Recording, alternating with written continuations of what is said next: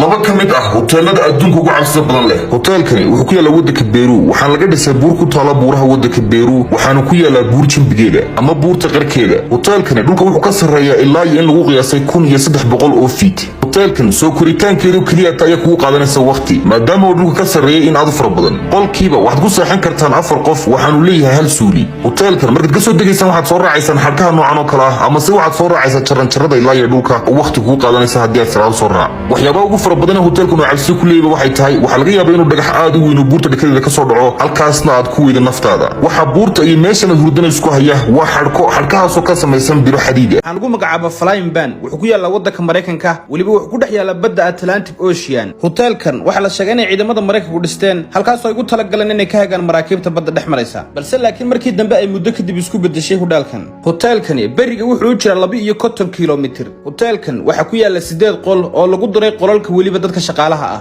hoteelkani meesha ku yaala waa meel aad u halis badan, maadaama uu 52 kilomitir uu beriga u jiro. waxa meeshan ka agdhow libaax badeedyada, soo kalena waxa ka dhow nibriga buluuga ah, halkaasoo haddii ay hoos soo degaan ama si ay sirtan ku dabaasha meeshan ay halis ugu jiraan inuu libaax badeedkaas cuno ama nibriga buluuga uu cuno. sidoo kale hoteelkan waxaad ku iman kartaa helicopterkaasoo markuu kugu dul dejiyo hudhaalkan dib ayuu kaaga laabanaya. hoteelkan soo kale cabsi aad ku faraha badan waxa uu keenaysaa markastoo ay baddu kacsan tahay hudhaalkan wuu licliicaa ama wuu dheeldheeliyaa, halkaasoo aad khatar ugu jirto markasta inaad ka dhacdo meeshan. sidoo kale xilliyada habeenkii waxaa la sheegaa inay meeshan ku dul wareegaan libaax badeedyada aad ka waaweyn leh iyo weliba nibriga buluuga ah. haddaba su-aasha waxay tahay kee ayaad seexan lahayd labadan hodheel, ama kee ayaad isku aamini lahayd?